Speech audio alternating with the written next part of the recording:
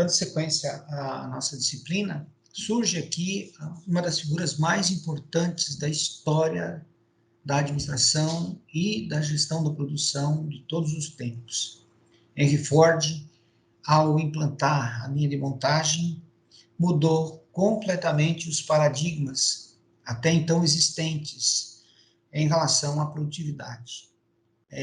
Surge a produção em massa por grandes volumes e Ford se tornou o ícone dessa nova forma de produzir que mudou o conceito completamente em relação à forma e ao quantitativo a ser produzido por cada indústria, por cada operário também. Costumo dizer sempre que é importante mencionar que a linha de montagem, desde o momento que foi implantada até os dias atuais, nunca houve questionamento em relação à sua efetividade. E também não há para o futuro algo ou previsão que venha a questionar a linha de montagem. Portanto, é algo que temos como sustentável em relação à questão da produção. Em relação às novas técnicas de produção, implantadas, tendo por base a linha de montagem, surge a engenharia industrial, que ocupa-se do projeto melhoria e instalação de sistemas integrados de pessoas, materiais, informação, equipamentos e energia. Então, todo esse aparato de recursos eram utilizados ou são utilizados pela engenharia industrial. E outros conceitos, como a linha de montagem, que acabei de falar, que é baseada por Ford, implantada por Ford, pode ser entendida como uma forma de produção em série, onde vários operários produzem com a ajuda de máquinas, Como falamos nas aulas anteriores, o que é a linha de montagem? A linha de montagem é a máquina fazendo parte do dia a dia das pessoas dentro das organizações. O arranjo físico, que está relacionado ao posicionamento físico dos recursos transformadores de uma organização. Também a gente pode estar atrelando a questão do arranjo físico, layout, que veio com a área de organização, sistemas e métodos da administração colaborar. E o surgimento vem com Taylor, lá na teoria científica da administração. O balanceamento de linha, que pode ser dividido em tarefas elementares, cada uma com um tempo de requerimento específico, por uma unidade de produção e uma sequência de relação com outras. Então, o que é? São várias tarefas, onde a mesma linha de produção, linha de montagem, pode ser utilizada para produzir mais de um produto, Então, o balanceamento de linha, ele visa proporcionar maior economia, um investimento inicialmente um pouco maior para adaptação e o custo histórico, ou seja, o custo com o desenvolvimento, com o andar da produtividade na organização, fica menor, vai diminuindo o custo conforme as coisas vão evoluindo. Produtos em processo, que são sistemas de ações que estão interrelacionadas de forma dinâmica e que estão orientadas para a transformação de determinados elementos. Então, podemos verificar que é o que são ações interrelacionadas de forma dinâmica, que elas não permanecem estáticas, elas correm a transformação, e elas mudam conforme a necessidade. Motivação, isso está relacionado especialmente à questão das pessoas nas organizações. que é a motivação? É você estar animado, né? Você estar com vontade, né? Você estar querendo fazer as coisas da melhor maneira possível e com os maiores índices de produtividade possíveis também. Veja os sindicatos, né? Tão criticados, tão difundidos, tão questionados. A Associação para a Defesa e Coordenação dos Interesses Econômicos ou Profissionais de Indivíduos. Quer dizer o quê? É a categoria unida, ela fica mais forte, consegue barganhar, consegue negociar, né, dentro dos seus interesses. Controle estatístico de qualidade, dado importantíssimo em relação às questões relacionadas aos produtos, à concorrência, ao posicionamento da empresa no mercado, né? Objetivo de fornecer informações para um diagnóstico mais eficaz na prevenção e detecção de defeitos nos processos avaliados. Então, lá no sexto período, quando a gente for discutir as questões de sistemas de informações gerenciais, né? O controle estatístico de qualidade, ele cabe muito bem dentro desse processo. E por quê? Porque visa fornecer informações, né, e dados estatísticos sempre baseado na situação real da empresa em relação àquilo que ela produz. E o fluxograma de processos também, lá no sexto período, é um tipo de diagrama que tem a função de representar graficamente determinado processo ou fluxo de trabalho. Fluxograma de processo muito baseado, muito fundamentado na questão da teoria burocrática de Weber também, que está relacionado à questão de verificar quais são as tarefas, quais são as funções e as atividades desenvolvidas durante todo o decorrer de um processo, né? Então, essa representação gráfica vai demonstrar quais são todas as tarefas, as atividades e as funções desempenhadas no decorrer do processo. Dentro da observação, temos que até meados da década de 1960 houve predominância nas fábricas desses conceitos e técnicas, né, de engenharia industrial. E aí, nós evoluindo, chegamos ao sistema, ou melhor dizendo, ao conceito lá no Japão, né, o conceito de produção enxuta, que no pós-guerra, né, tinha o Japão vinha se reerguendo, vinha se reorganizando, né, para poder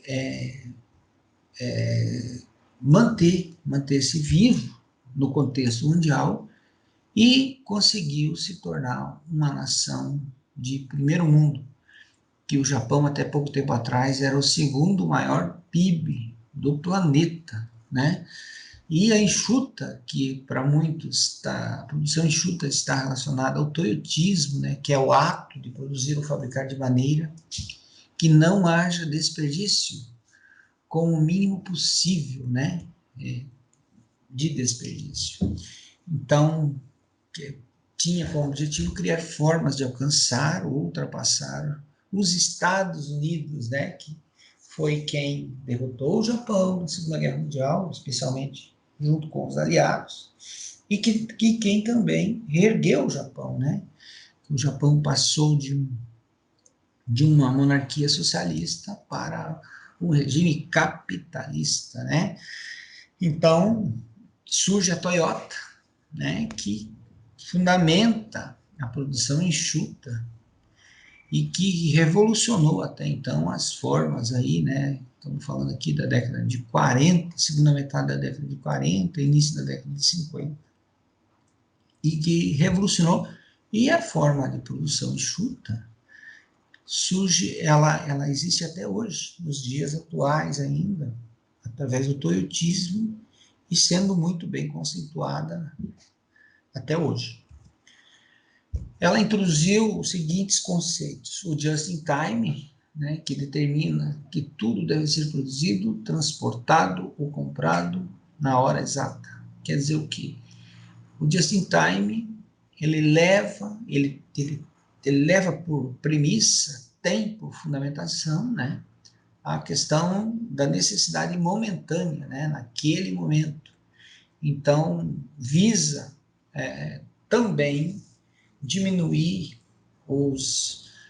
a quantidade de estoque, né, por itens ou por matéria-prima, para que haja maior rotatividade e um investimento mais justo em relação à questão especialmente voltada a compras.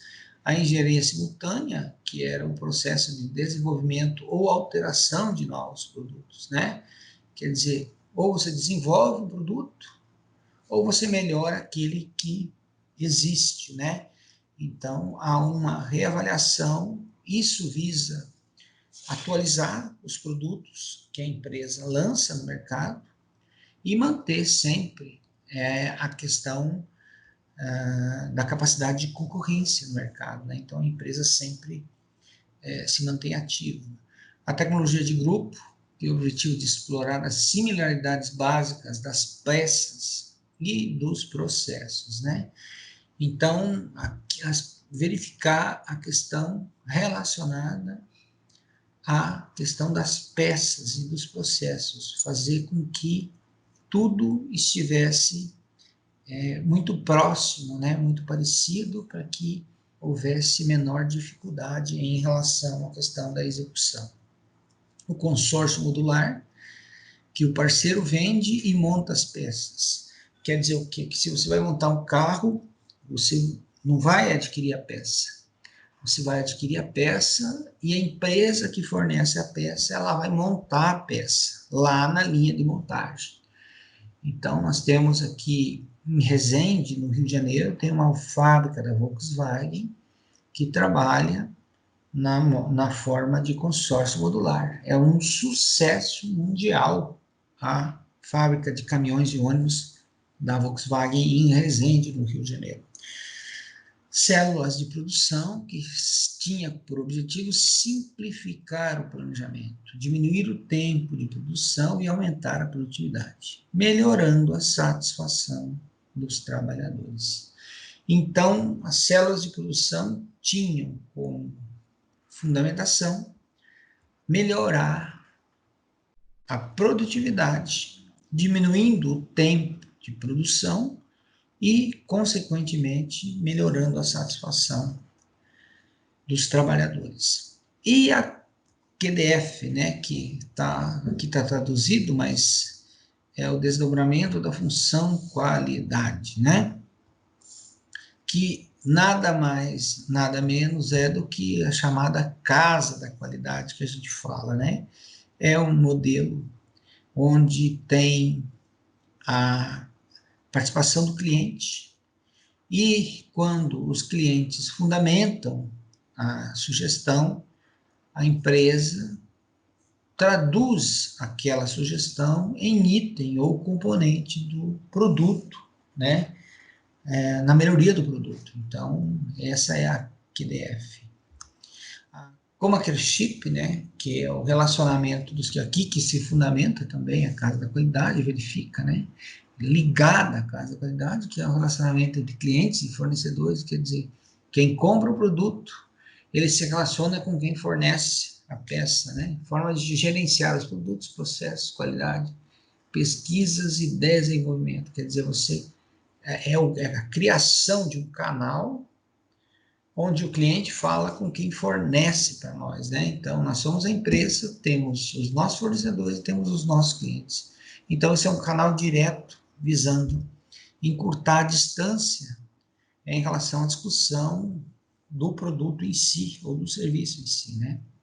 Sistemas flexíveis de manufatura, flexibilidade para reagir a mudanças esperadas ou inesperadas no processo de fabricação. Então, a palavra já fala, flexibilidade, né? Nós temos que ter um sistema onde, ou melhor, trata-se de um sistema onde a área de produção, ela se adapta em relação aos acontecimentos inesperados, quer dizer, ela vai verificar a melhor forma de continuar produzindo dentro dos níveis satisfatórios e com a qualidade que se espera. Manufatura integrada por computador, sistema computacional de integração das operações de fabricação. Aqui é uma situação onde há um sistema de informática, né, computacional, que vai integrar as operações da fábrica. Então, é aquela questão que quando a gente fala de automação, está relacionada a isso aqui. E o benchmark, processo de avaliação de uma empresa em relação à concorrência, por meio do qual incorpora os melhores desempenhos de outras firmas e aperfeiçoa os seus próprios métodos, que é um processo de avaliação interno da organização, tendo por base a forma de atuação e os processos e sistemas existentes na concorrência, que é verificada a questão através dessa avaliação e se verifica se dentro daquilo que nós temos atualmente, temos condição de produzir e de concorrer no mercado. Se caso a gente verificar que há necessidade de uma adaptação, de uma adequação ou de uma nova implantação de sistema, assim se faz. Isso é baseado especialmente naquilo que a concorrência tem e na forma com que ela atua no mercado. E há sistemas específicos para tratarmos desse ponto, né, em relação à questão da forma de atuação da concorrência. A tecnologia utilizada na produção. Qual é a tecnologia que utilizamos, né? Ela está adequada, ela está defasada ou estamos à frente da concorrência? Como falei da manufatura integrada do computador, né, o computador, que nada mais é do que o computador, os sistemas operacionais de computação, integrando, né, as várias partes da linha de produção, do sistema de produção da organização. Portanto, quem controla é a informática, nesse caso.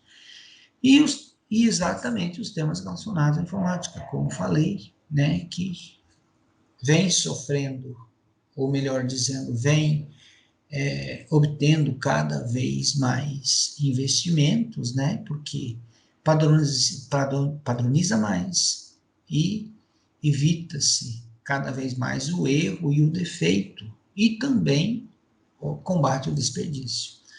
Os aspectos relacionados à qualidade fazem com que a busca da melhoria contínua seja constante em todas as empresas. Assim, teremos as discussões, né, sobre essa videoaula e daremos sequência, tá bom?